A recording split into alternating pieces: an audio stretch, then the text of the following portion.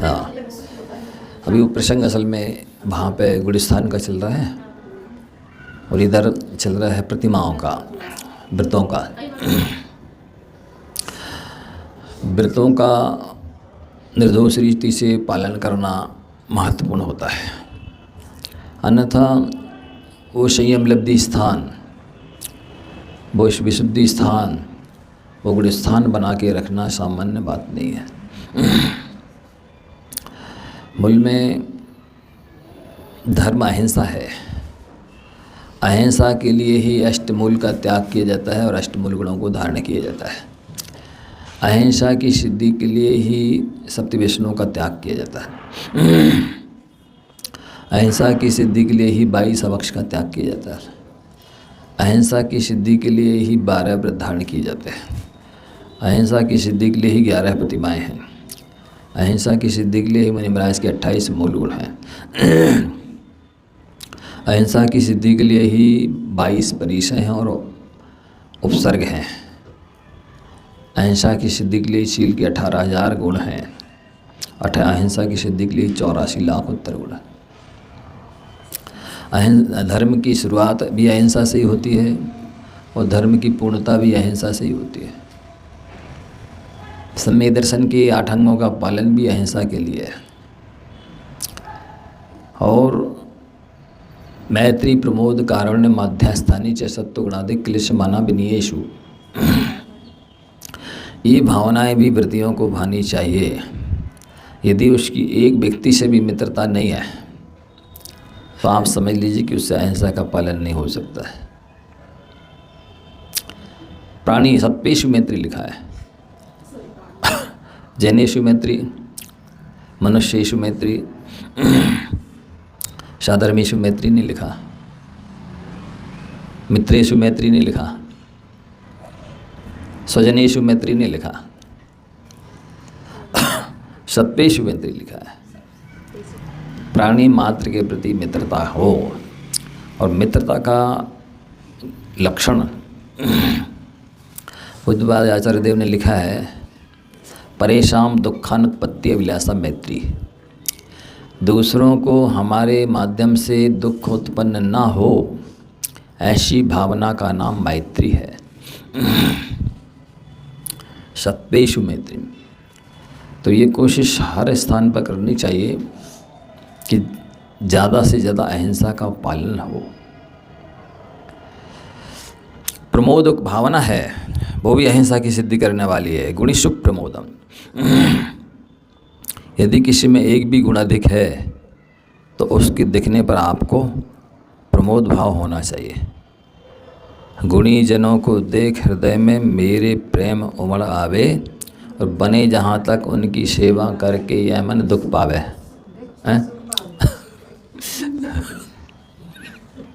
इसलिए हमने बोला है कि प्राय करके लोगों को कर तो देते हैं सेवा टहल, लेकिन वो जो मेरी भावना में आती ना पंक्ति,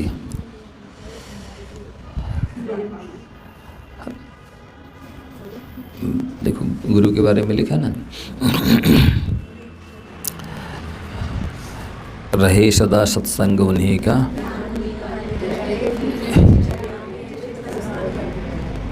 इसके पहले देखिए, विषयों की आशा ने जिनकी सामा भाव धन रखते हैं, स्वार्थ त्याग की कठिन तपस्या बिना खेद जो करते हैं। ये विशेषण ध्यान देना। स्वार्थ त्याग की कठिन तपस्या है, अपना निजी कोई स्वार्थ नहीं है, और बिना खेद खिन्न नहीं होना, बने जहाँ तक उनकी सेवा करके मन सुख पावे। ये विशेषण दिए गए हैं जो ध्यान में रखना चाहिए। जैसे लिखा ना, जो तप तपे खपे अभिलाषा, चूरे कर्म शिखर गुरु बस। तप तो तपे लेकिन अभिलाषा खपे। तपस्या के बदले में कोई अभिलाषा ना हो, इच्छा ना हो, तो चूरे कर्म शिखर, ऐसे गुरुओं की भाषा है। उसमें भी पढ़ते हैं मेरी भावना, निर्वांछ तपे शिवपद निहार।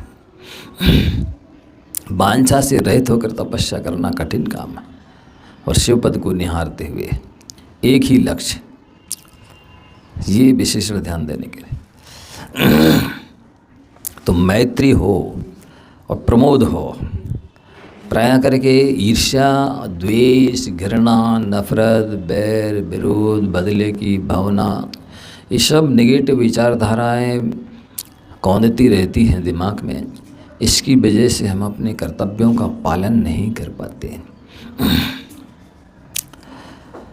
कारुण्य भावना भी आवश्यक है। क्लिष्टेषु जीवेषु कृपा परत्व, जो भी दुखी जीव हैं उनके प्रति कृपा परत्व हो, सहयोग की भावना, दया करुणा की भावना हो, ये बहुत ज़रूरी है। और माध्यस्थ भावम विपरीत वृत्तु, विपरीत वृत्ति वाले जो हैं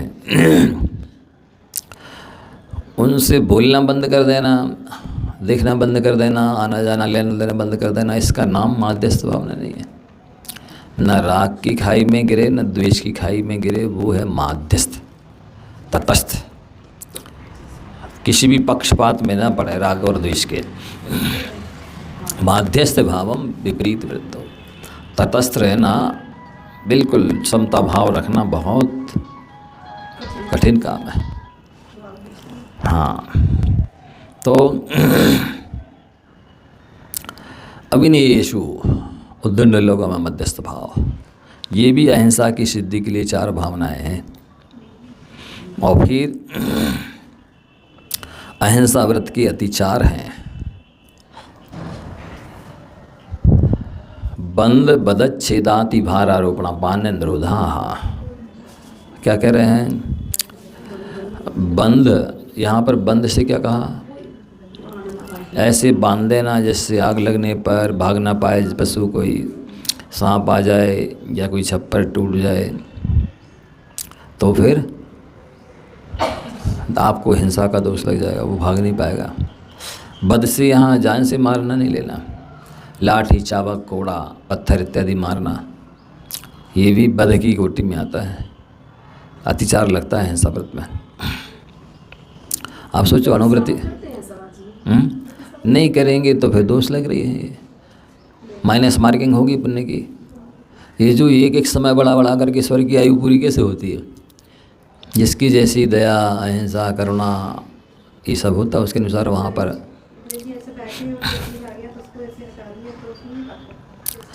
हाँ दोष तो है ही, उसकी गति आपने बदल दी। छतापे मन्ना मिलिता ने पीड़िता तदस्तु मिथ्या तो निश्चितम तदा नहीं बोलते। एक स्थान से दूसरे स्थान पर पहुंचा दिया, मिला दिया, अंग भंग कर दिया, ये सब किसी भी रूप में आपने उसको छेड़ा तो आखिर बाधा तो पहुंचाई इष्ट स्थान में, इष्ट कार्य से। हाँ ठीक है, आप उठ के चले जाइए। वो मरना जाए तो आप उठ के चले जाइए। उसको क्यों रोका? उसकी दिशा क्यों बदली? उसको क्यों उचकाया? हाँ नहीं, वो भाव अच्छा है तो ठीक है।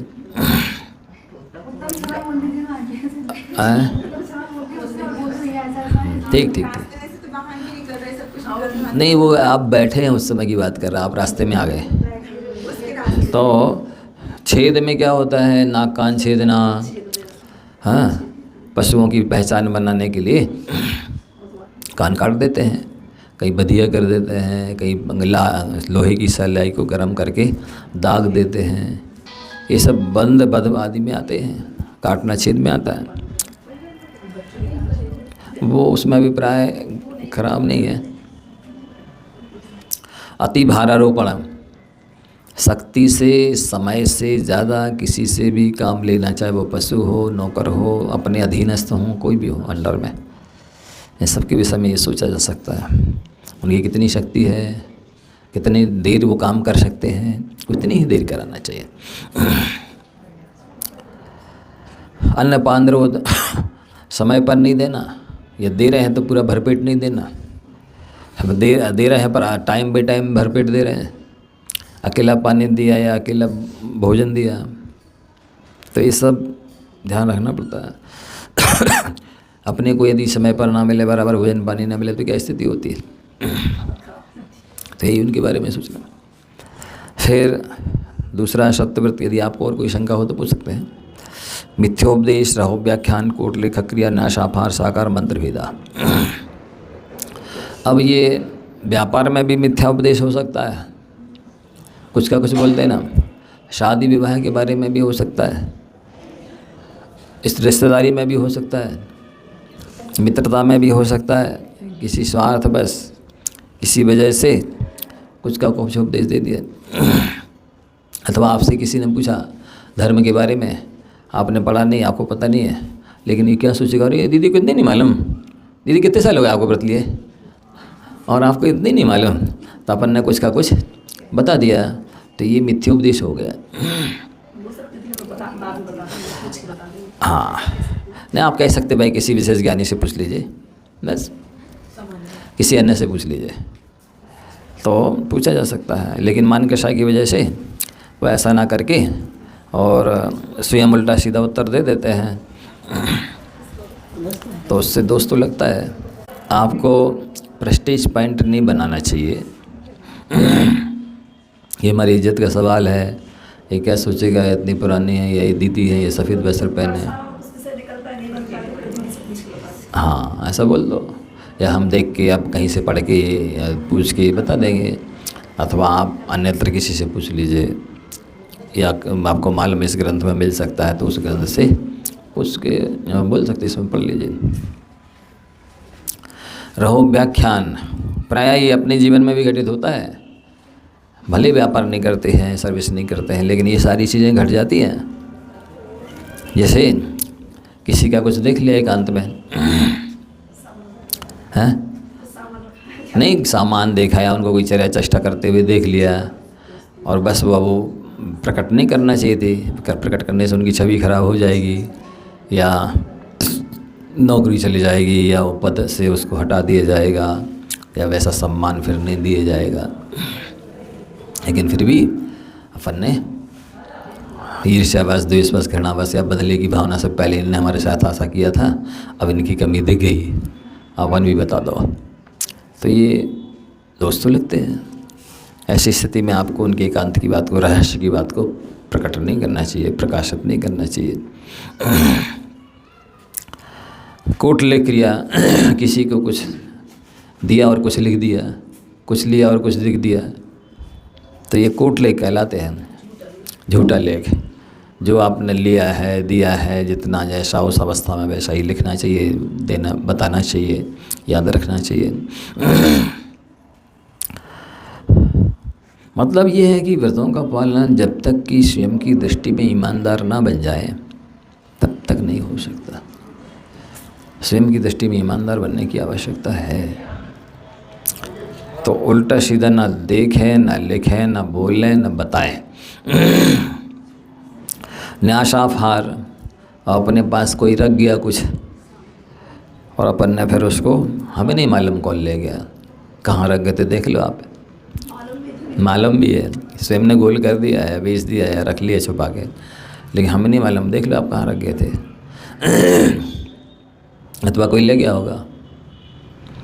तो इस टाइप से न्यासाफार दोष लगता है। साकार मंत्र भेद, इशारे से सामने वाले के अभिप्राय को जान करके प्रकट कर दिया, दूसरों को बता दिया। तो ये सब होता है दुर्भावना की वजह से, ईर्ष्या से, द्वेष से, बैर विरोध से, अहंकार की वजह से। यह ध्यान नहीं रखना, इससे कर्म का बंध हो रहा है, हमारे व्रतों में दोष लग रहा है, सो बोल देते हैं।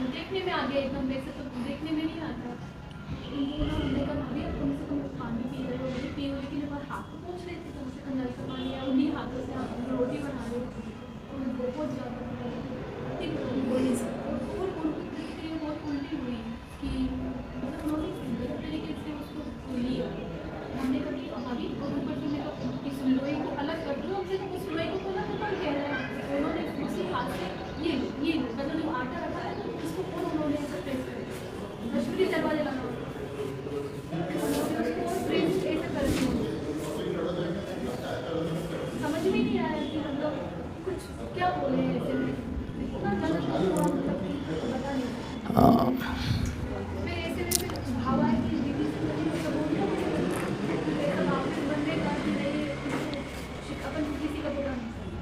क्या करें फिर उस कंडीशन में, क्या करते हैं? वहाँ परिस्थिति देख लेना चाहिए। कुछ कहा नहीं जा सकता इधर से, इसीलिए बहुत सारी चीज़ों में बहुत जगह पर विवेक स्वविवेक से काम लेना पड़ता है। साकार मंत्र भेद वैसे साधर्मियों में तो विशेष रूप से ध्यान में रखना चाहिए, जहाँ संभव है वहाँ तो निष्प्रयोजन नहीं करना चाहिए। इस तरह से हो जाता है, ये दोष लगते रहता है।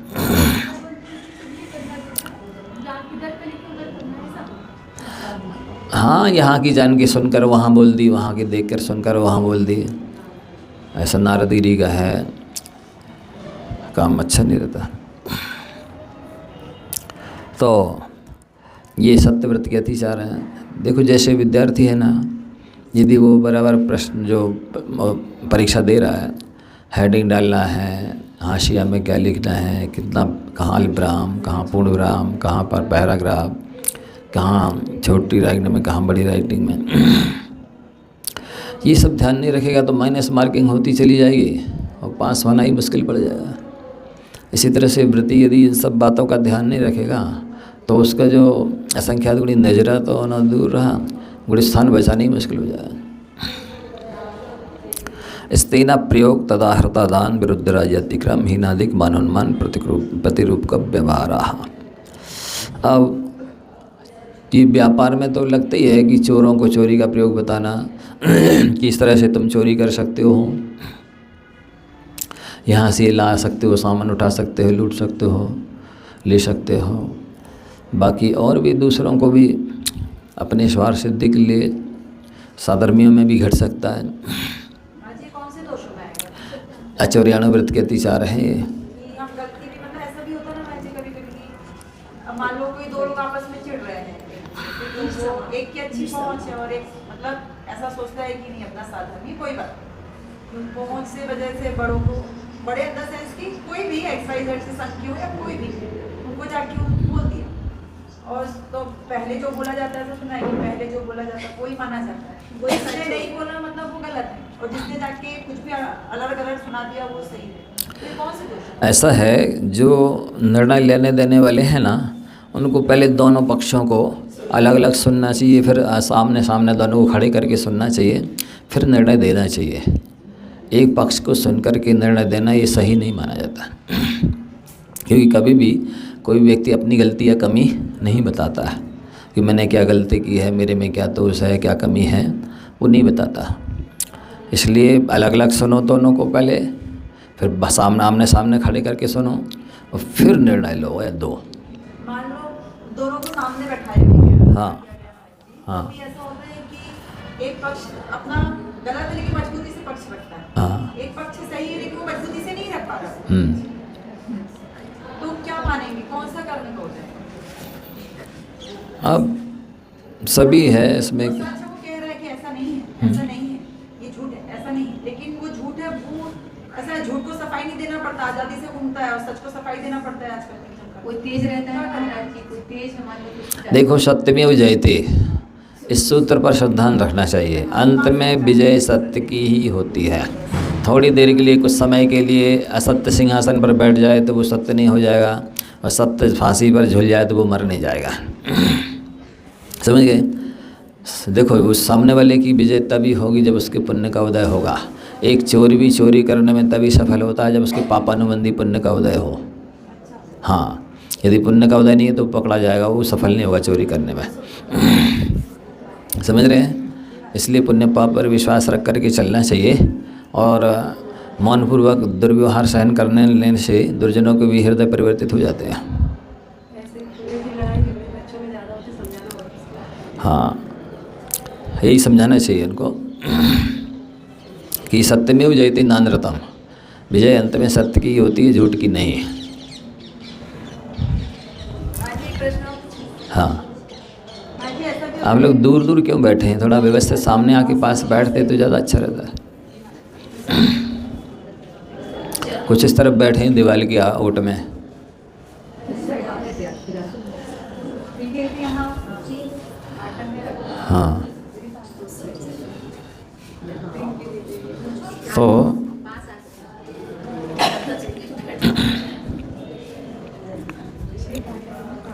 क्या होता है महाराज जी, जिसमें सहनशीलता है वो शांत है, हाँ, नहीं बोलता, हाँ। और जो झूठा है वो पहले कह आया, जिसने पहले कह दिया वो सही हो जाता है।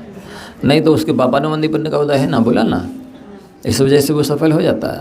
फिर अपन लोग गलत साबित हो जाते हैं। कोई बात नहीं, चुपचाप रहो, बिल्कुल सफाई दो नहीं। आज पंचम काल है महाराज जी, एक तरह सभी भी हो तो सत्य सामने आएगी, सत्य सामने आएगी। तो आप समता रखिए, कर्मों की नजरा हो जाएगी, नया कर्म बंद नहीं होगा।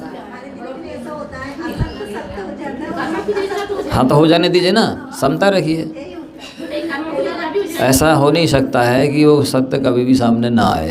कर्मों की निजरा भी हो जाएगी। कोई ना कोई तो कभी ना कभी कह ही देगा कि नहीं ये सही है गलत। लेकिन सामने वाले के दृष्टिकोण में गलत धारणा होता है। बन जाने दो, तो आपके कर्म के उदय होगा, पाप कर्म का उदय तो ही गलत धारणा बनेगी। सामने वाले के पापानुबंधी पुण्य का उदय होगा तो वो सफल होगा, और आपके पाप का उदय होगा तो आपके प्रति गलत धारणा बनेगी। ऐसा है पुण्य पाप का न्याय, बिना उसके हो नहीं सकता। जब ये अपन पूजन में पढ़ते हैं, गाली सुन मन खेद न आनो, गुण को अवगुण कहे अयानो, कही है अयानो वस्तु छीने, बांध मार बहु विधि करे, घरते निकारे तन विदारे, बैर जोना तहाँ धरे। क्यों? जे कर्म पूरब किए खोटे, सहे क्यों नहीं जीरा, अति क्रोध अग्नि बुझाए प्राणी, साम्य जल्ले सीरा। क्या कहा गया इसमें? क्या है शुरू में? गाली सुन मन खेद ना। गाली दे रहा है सामने वाला, पर फिर भी कहा जा रहा है खेद खिन्न नहीं हो। ये नीचे की लाइन सब जगह लगाना है, जे कर्म पूरब किए खोटे, सहे क्यों नहीं जीरा, इसलिए आपको खेद खिन्न नहीं होना है। गुण को अवगुण कहे अयानो, आप में गुण हैं, आपने सही किया है, ये सामने वाला फिर भी अवगुण कह रहा है, गलत कह रहा है, फिर भी कुछ नहीं कहो, सहन करो। क्यों? जे कर्म पूरब किए खोटे, सहे क्यों नहीं जीरा। कही है अयानो वस्तु छीने, आपकी वस्तु है, आप लिए हैं, और वो कह रहा है छुड़ा रहा हमारी है ये, तो भी दे दो कह रहे, शांति रखो। क्यों? जी कर्म पूरब किए खोटे, सहे क्यों नहीं जी रहे। वस्तु छीने बांध मार, वो बांध के मार रहा, आपने गलती नहीं करी है, कोई अपराध नहीं किया है, फिर भी बांध रहा है और मार रहा है, तो भी कुछ नहीं कहो। क्यों? जे कर्म पूरब किए खोटे, सहे क्यों नहीं जी। बहुविधि करे, बहुत प्रकार से त्रास दे रहा है, दुर्व्यवहार कर रहा है, फिर भी कुछ नहीं बोला। जे कर्म पूरब किए खोटे, से अति क्रोध अग्नि बुझाए प्राणी, साम जल्ले शीत। अपनी क्रोध रूपी अग्नि को समता भाव शांति रूपी जल से बुझा लो, ऐसा आचार्यों का आदेश उपदेश है। तो ये आपकी गलती है। भाव खराब होंगे तो भाव खराब होगा। महाराज जी, लेकिन फिर ऐसी स्थिति में ऐसा है कि सामने हम मध्यस्थ हो जाते हैं ना, अच्छा ना बुरा, ठीक है, हाँ। हमारा हम हमारा, ऐसी अगर स्थिति है तो ऐसा तो नहीं कि मतलब कर्म बंधेंगे। देखो ऐसा भी कहा ना, बातचीत नहीं है, लेकिन तुम्हारा तो तुम्हारा। हमने क्या बोला अभी कि बोलना बंद कर दिया, मिलना जुलना लेना देना बंद कर दिया, इसका नाम मध्यस्थ भाव नहीं है। ना राग की खाई में गिरे, ना द्वेष की खाई में गिरे, तो मध्यस्थ भाव कहलाता है। तटस्थ, बिल्कुल क्षमता, जरा भी 19-20 नहीं हो भावों में, तो मध्यस्थ भाव कहलाएगा। मतलब ये निमित्त नहीं, जैसे हम नहीं भी बोल रहे हैं। हाँ, नई सावधानी के लिए कि भाई दोबारा ये दुर्घटना न घटे, उस लिए खोटे निमित्तों को टालना तो ठीक है। लेकिन घृणा द्वेष ईर्ष्या बस नहीं बोल रहे हैं, बैर विरोध की वजह से, तो फिर वो कर्मंत होगा। अंदर से भाव कैसे लाएं? चलो उसको सब कुछ कहते हैं, लेकिन अंदर से भाव कैसे लाएं कि हमें, हाँ, यही हमारे पाप कर्म का उदय था। जैसे मान लो आपने किसी व्यक्ति से 1 करोड़ रुपए ले लिए हैं, तो अब देते समय तकलीफ क्यों हो रही है आपको? इसी तरह आपने पहले कर्म बांधे थे, अब वो उदय में आ रहे हैं, तो आपको क्षमता से भोगने में तकलीफ क्यों हो रही है? हाँ? किसी दूसरे ने थोप दिए क्या? कर्म स्वयं कृतं कर्म यदात्मना पुरा फलम तदीयं लभते शुभाशमं परेण दत्तम यदि लभते स्फुटम स्वयं कृतं कर्म निरर्थकम तदा।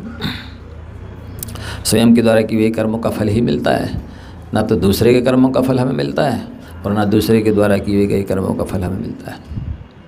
हमारे कर्मों का दूसरों को नहीं मिलता।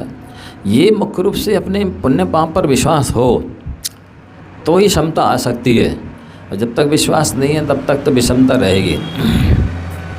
इन्होंने ऐसा कर दिया, इन्होंने ऐसा कर दिया, इन्होंने ऐसा कर दिया।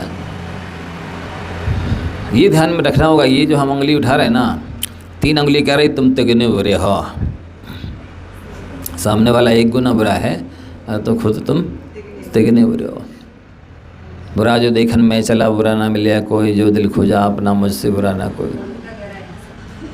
हाँ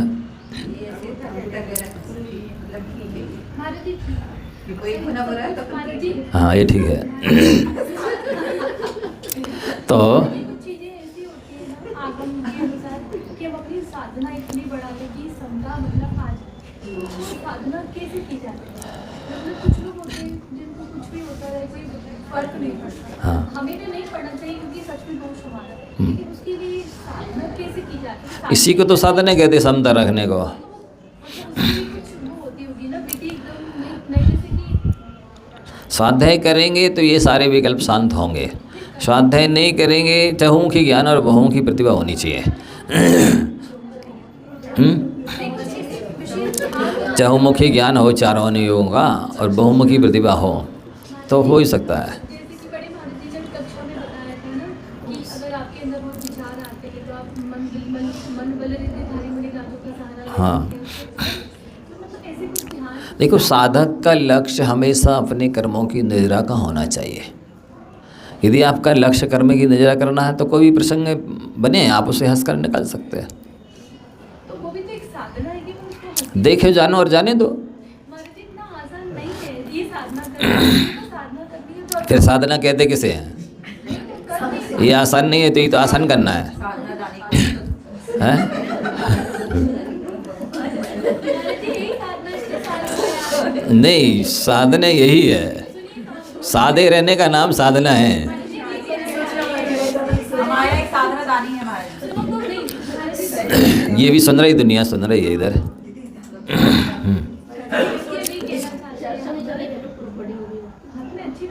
हाँ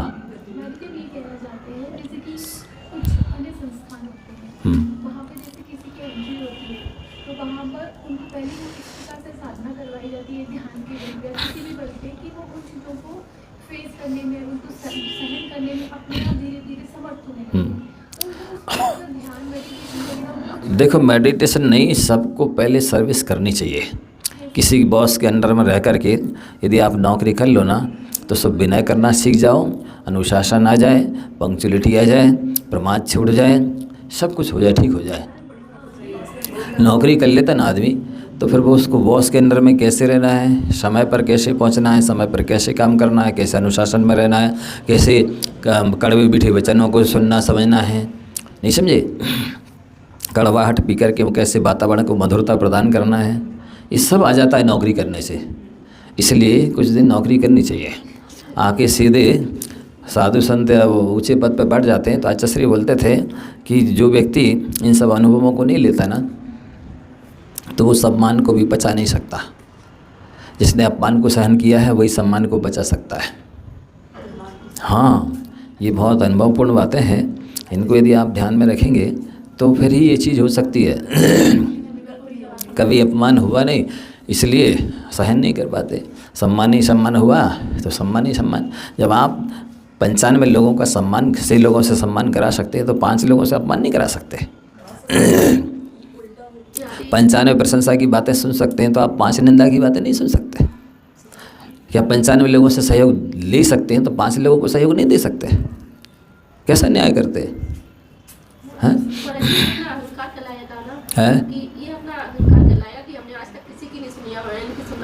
हाँ, ये नहीं तो ये अज्ञान भी है और अहंकार भी है कि हमने किसी की नहीं सुनी, सुनना पड़ रही है। अच्छे को सुनना पड़ती है, किसको नहीं सुनना पड़ी? हाँ, आदिनाथ को सुनना पड़ी। महर्षि ने कहा तुमने पक्षपात किया, अपने एक बेटे को कामदेव बना कपट दे दिया, एक को चक्रवर्ती का पद दे दिया, एक को वृषभसेन गणधर बना लिया है, और अपनी पुत्रियों को ब्राह्मी सुंदरी को गणनी बना लिया, हमको कोई पद नहीं दिया, पक्षपात किया है। तो ये तो किसको नहीं, महावीर भगवान को नहीं सुनना पड़ा, आचार्य शांति सागर जी को नहीं सुनना पड़ा, आचार्य विद्यासागर जी को नहीं सुनना पड़ा। तुम किस खेत की मूली हो, हम सब तो मामूली हैं। चाची ने हम लोग को कहा था कि जो लड़की शादी होकर जाती है तो छोट मतलब 10-12 साल की उम्र में भी उनके अंदर प्रौढ़ता आ जाती है, उनके अंदर कभी प्रौढ़ता नहीं है। हाँ, ये क्योंकि वो उस तरह के माहौल नहीं मिला ना, इस वजह से ये जरा सी बातें और चुभती हैं। बड़ी बड़ी भोग आते ना तो फिर ये छोटी छोटी लगती है। सारी चीज जो है ना, जो समोसन में भगवान की होगा मुनि बन के, और उसका मतलब सामने दृष्टि हो गया होगा अंदर सबके। अब कह नहीं सकते, ऐसा कुछ उल्लेख पढ़ने सुनने में स्मृति में नहीं है। तो सामने दृष्टि ही जाता है ना समोसन के अंदर। नहीं, ऐसा कोई नियम नहीं है। जब सम्यक दृष्टि जाएंगे तो दिव्य ध्वनि सुन के फिर सम्यक दृष्टि कौन बनेगा? मतलब समोसन के अंदर जा सकता है। जाते हैं ना, अनेक दिव्य दृष्टि सुन करके सम्यक दृष्टि बन जाते, देशप्रति बन जाते, महाप्रति बन जाते हैं। नहीं, ऐसा कुछ नहीं है कि दर्शन करके उसके अंदर समझ दर्शन आ जाता है। नहीं, दिव्य ध्वनि का औचित्य ही नहीं रह जाएगा। दिव्य ध्वनि किसके लिए खिलेगी, क्या के लिए खिलेगी? सबको महाव्रती बनने के लिए। फिर सम्य दृष्टि तो भी बन के गई, अब महाव्रती बनना रह गया, सो जाके वहाँ सब महाव्रती बन जाएंगे। ऐसा नहीं है, सब तरह के जीव जाते हैं। कई महाव्रती बन जाते, कई अनव्रती बन जाते, कई सम्य दृष्टि बन जाते, कई भद्र प्रणामी बन जाते हैं। महाराज जी, ऐसा नियम ही है ना कि जो के जीव है वो मतलब जैसे मुनि दीक्षा लेते हैं वो तुरंत ध्यान में बैठ जाते हैं, ऐसा होता है? हाँ, बैठ सकते हैं, ऐसा कोई नियम नहीं है। तो यदि नहीं है, तो महाराज जी आपने जी के साथ दीक्षा ली तो वो भटक गए, क्योंकि उनको यदि उपदेश मिल जाता उस समय तो इतने 363 मत नहीं चलते। उनको यदि क्या है असल में, जो तीर्थंकर होते हैं वो केवल ज्ञान होने के पहले बोलते नहीं हैं।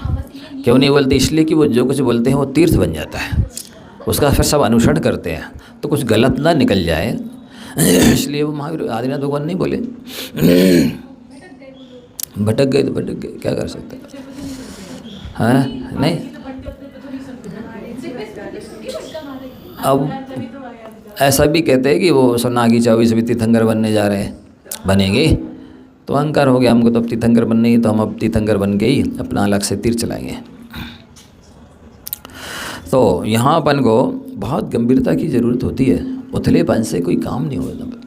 जब तक सहनशील नहीं बनोगे, मोटे नहीं बनोगा, तब तक कहीं शांति नहीं मिलेगी। करना चाहो तो करना है, मतलब कुछ भी मेडिटेशन की बात नहीं, अकेले मेडिटेशन की आंख बंद करने का नाम मेडिटेशन नहीं है। शास्त्र को पढ़ो, फिर उनका चिंतन करो, कहाँ कहाँ क्या क्या लिखा है, महापुरुषों के बाद क्या क्या घटित हुआ है। करते हैं वो सब भी परिस्थितियों का सामना, प्रैक्टिकल है ना, उसमें इतने साल हो गए यहाँ तक पास नहीं हो, बस इतना तो कमी है। मेरी कमी क्या है? हाँ, वही बताया ना, पुण्य पाप के बारे में सोचो। अब ये इतना बड़ा दृष्टांत दे दिया कि गाली सुन मन घेर देना, अनोगुण को, इतनी सारी चीज़ें बताई उन्होंने, जबकि आपका इसमें एक भी जरा भी अपराध नहीं है वर्तमान का, लेकिन जी कर्म पिए पूरा किए खोटे। आपके साथ जो कुछ भी बुरा हो रहा है, कमी हो रही है, दुर्व्यवहार हो रहा है, उनीश हो रहा है, प्रतिकूल हो रहा है, वो सब आपके पिछले पाप कर्म के उदय से हो रहा है। सामने वाला निमित्त मात्र है, क्षमता से सहन करना है।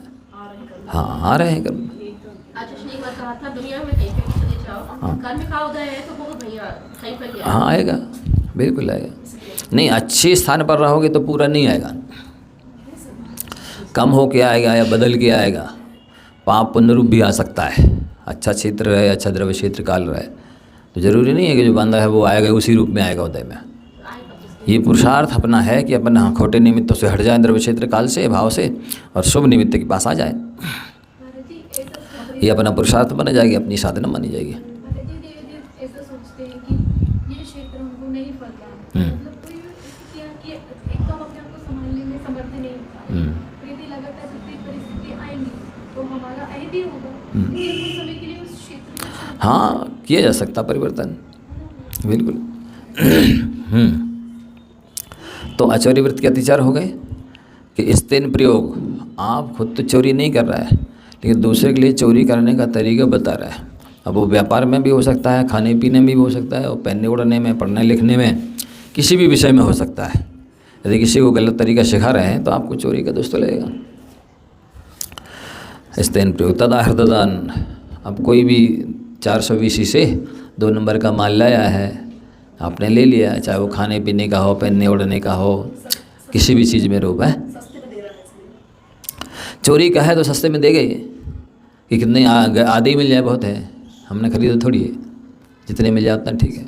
और आप इसीलिए ले रहे हैं कि ये मार्केट से कम दामों में मिल रहा है, तो आपको दोष लगेगा। उसने पूरा रेट लिया है हमसे, फिर भी आपको पता है ना कि चोरी करके लाया, तो वो बेच रहा है। नहीं पता है यदि आपको और फिर भी ले रहे हैं तो भी दोष लगेगा। भले आपने पूरे दाम दिए, उससे क्यों खरीदा जिससे पूरी चोरी का प्रोत्साहन मिल रहा है? आपको मार्केट से खरीदना चाहिए था। नहीं पता हो तो फिर नहीं पता, वो बात अलग हो जाती है, यदि मालूम नहीं है तो बात अलग। विरुद्ध राज्यतिक्रम, और जो राज है, कानून है, अथवा जो संस्था का नियम है, जो ग्रुप का, बैच का, समाज का नियम है, उस नियम के आप विरुद्ध चल रहे हैं दादागिरी से या किसी छल छिद्र की वजह से बड़े को अपने हाथ में ले करके उसका दुरुपयोग कर रहे हैं, यही विरुद्ध राज्यतिक्रम करा लेता है। किसी भी बड़े को किसी भी रूप में सेवा करके, विनय करके, मीठी वाणी बोल करके, कुछ ले दे करके हाथ में ले लिया, और फिर बस जो मन में आ रहा कर रहा है।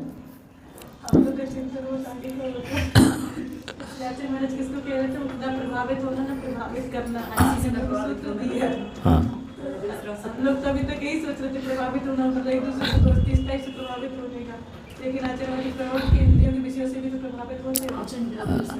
बताया था ना, नीचे तो बोला था एक दिन। वो भी मतलब उन्होंने हाँ आप लोग टीका कर रहे हो। हाँ, यदि अभी राज आज्ञा की बात आ रही है, तो मतलब हम जिनके अंदर में तो हमारे राजा कहलाए, तो अगर उनकी आज्ञा नहीं मानेंगे तो विरुद्ध राज्यतिक्रम कहला रहा है, यही तो बोल रहे हैं हम। अभी क्या बोला नहीं, हम यही सोच रहे हैं कि आपने किसी तरह से सेवा करके, विनय करके, कुछ ले दे करके किसी तरह से बड़ों को हाथ में ले लिया, और फिर मनमानी कर रहे हैं। बाकी सब कुछ उनका लिए अलग नियम है, और आपके लिए वो नियम अब नहीं लग रहा है, क्योंकि वो कुछ कह नहीं पा रहे, आपने उनको दबा दिया एहसान में। महाराज जी विनय तो करनी चाहिए ना, हैं? विनय तो करनी चाहिए बड़ों की। नहीं करना चाहिए, लेकिन उद्देश्य अच्छा होना चाहिए। उद्देश्य क्या है आपका? कर्म नजरा का है, गुण उनके अंदर जो गुण है उनको पाने का है, या उनको अपने हाथ में मुट्ठी में लेने का है? निष्पक्षता होनी चाहिए, वो कैसे बड़े हैं जो उनकी दृष्टि में भी तो निष्पक्षता होनी नहीं, चाहिए, वो क्यों ऐसा है, विनय से, मीठी वाणी से, सेवा से अच्छे प्रभावित हो जाते हैं। जो विशिष्ट विनयवान होता है, सेवा भावी होता है, उसके अंदर उसके प्रति विशेष अनुकंपा सबकी हो जाती है। सेवा भावी है, आज्ञाकारी है, अनेक ये गुण हैं ना, जो इन गुणों की वजह से इन गुणों से पुण्य बढ़ जाता है। हाँ, ये गुण आ जाते हैं ना तो पुण्य बढ़ जाता है।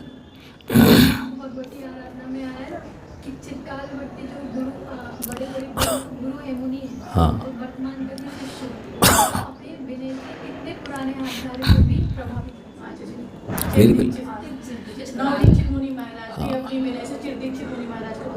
कर लेता है, तो गुणों से तो कोई भी प्रभावित हो जाता है, पर आपका उन गुणों को धारण करना किस उद्देश्य से है? आप सही हो। उद्देश्य अभिप्राय सही होना चाहिए। हाँ, तो विरुद्ध राज्यतिक्रम, अब वहाँ ही नहीं लगाना कि जो इस कानून है राज्य के, PWD के कानून या कोई भी, सभी राज्य के तो ले नहीं, अपन अब ये करते नहीं व्यापार धंधे, इधर करते हैं, तो इधर भी ध्यान रखना है। हीन अधिक मान अनुमान, अब ये यहाँ पर मान नापने तोलने का आपको कम नहीं करना है, कम लेना, कम देना और ज़्यादा लेना। ये खाने खिलाने पिलाने में भी राग द्वेष भेदभाव हो सकता है, किसी को विशेष रूप से स्थान दिया जा रहा है और व्यवस्थाएं दी जा रही हैं, भोजन पान दिया जा रहा है, और किसी के लिए ध्यान ही नहीं दी जा रहा, देखते हुए भी नहीं देख रहे हैं। इसको आवश्यकता है, इसको पहले ज़रूरत है और ज़्यादा ज़रूरत है, लेकिन उसको कम दे रहे और बाद में दे रहे। जिसको ज़रूरत नहीं है उसको पहले दे रहा है और ज़्यादा दे रहा है, और अच्छे से दे रहे। ये सब भेदभाव, पक्षपात, राग द्वेष करते हैं, तो इसमें व्रतों में दोष लगते हैं ये सब हैं। नहीं, ऐसा नहीं कहा जा सकता।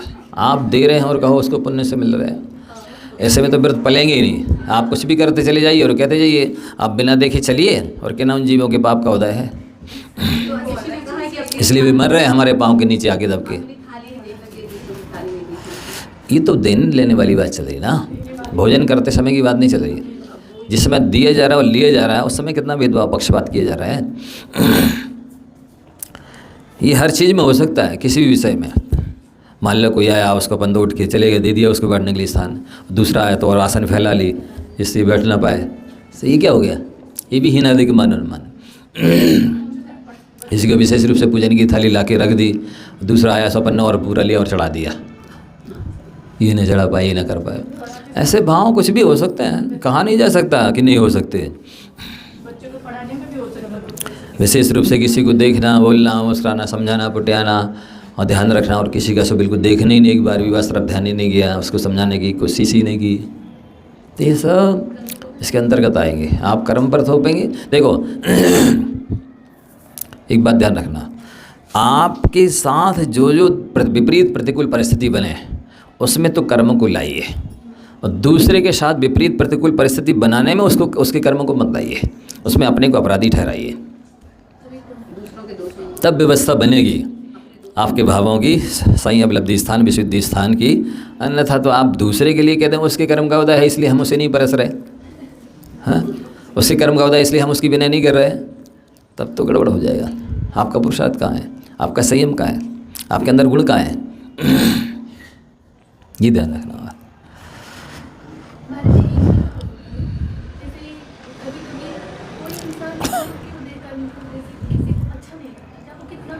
हाँ, लगेगा ही नहीं उसको देखकर नहीं वो अब इस स्थिति में हमने बहुत बार उपेक्षा सहन करने के बाद अपन कंटिन्यू बंद करें, भोजन परोस सब कर रहे हैं, उसके बाद भी अपन उपेक्षा ही मिलती है। फिर यदि कोई ये कहे कि विनयशील नहीं है तो फिर ऐसी परिस्थिति में तो बात नहीं, वो सब परिस्थितियों में समता रखनी है। मेरे कर्म का उदय है।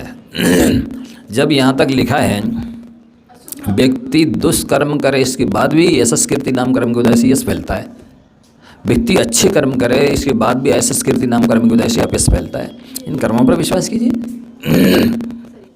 सर्वत्र आपको कर्म सामने लाना, अपने साथ जो दुर्व्यवहार कमी हो रही है, प्रतिकूलता हो रही है, उसमें अपने कर्तव्य के मामले में नहीं लाना कि उसके कर्म का उदय इसलिए मैं नहीं कर रहा। ये तो ही ना देख, ये व्यापार में दिया गया यहाँ तो कि व्यापार में ज़्यादा लेना कम देना, लेकिन यहाँ आप व्यापार नहीं कर रहे तो अपने में कैसे घटेगा, ये हम घटा के बता रहे हैं। बच्चे जैसे मान लो 2 बच्चे, एक बच्ची मतलब मम्मी पापा नहीं थे, उसके बाद जितने भी नेगेटिव काम होते थे मन में, जब वो नहीं होते सामने तब तो ऐसा लगता था कि सुबह बात सलाह देना है क्योंकि माता पिता नहीं और अपने को इसका तो ध्यान रखना। लेकिन जब वो सामने होते तो कुछ ऐसी घटनाएं घटती थी कि उसको डांटी निकलती थी, तो कोई बच्चे को बहुत मतलब उल्टा सीधा करने वाला और मन में उसको अच्छी डांटना समझाना, लेकिन जब वो सामने होता तो पता नहीं वो ऐसे कोई एक्टिविटी होती थी कि उसके लिए हमें खास के डांट मतलब समझाना हो जाता। तो क्या कहेंगे, स्वभाव तो थे नहीं अपने? नहीं, फिर भी अपन को ये ध्यान तो रखना होगा, इसमें उसके कर्म का उदय नहीं लाएंगे सामने अपन, अन्यथा अपन निष्पक्ष नहीं रह पाएंगे, मतलब जो अपना कर्तव्य उसका सही से पालन नहीं कर पाएंगे। वो बच्ची गलती होती थी, मतलब ऐसा समझ गए? सुधार की अपेक्षा है।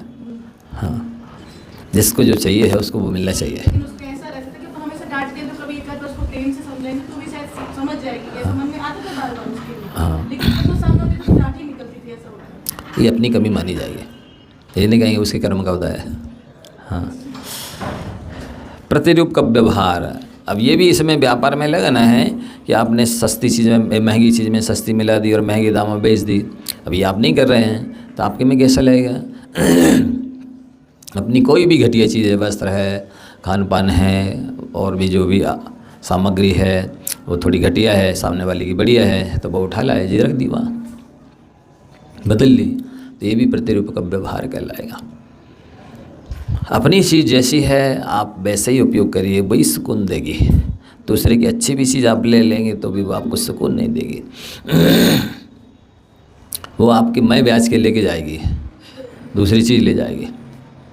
इसलिए अदला बदली इस तरह की ना करें, चाहे वो वस्त्राभूषण हो, भोजन पान हो, कोई भी चीज़ हो। कई बार ऐसा होता है, वो पड़ी है अपन ने अपनी डाल दी, वो ले आए अच्छी वाली, मंदिर गए अपने पुराने जूते छोड़ा है, नए वाले पहन आए। लेकिन ये आप कर तो आए ऐसा, चोरी का दोस्तों लग ही रहा है, इसके साथ साथ आपको सुकून नहीं मिलेगा। मैं ब्याज की आपकी कीमती चीज़ नष्ट हो जाएगी, चली जाएगी। प्रतिरूप का व्यवहार, ये आचार्य व्रत के अतिचार हुए क्रमशः अपन चर्चा कर लें। काफ़ी अच्छे से कर रहे हैं तो थोड़ा सा टाइम तो लगेगा, इतनी रखते हैं। जा वाणी के ज्ञान ते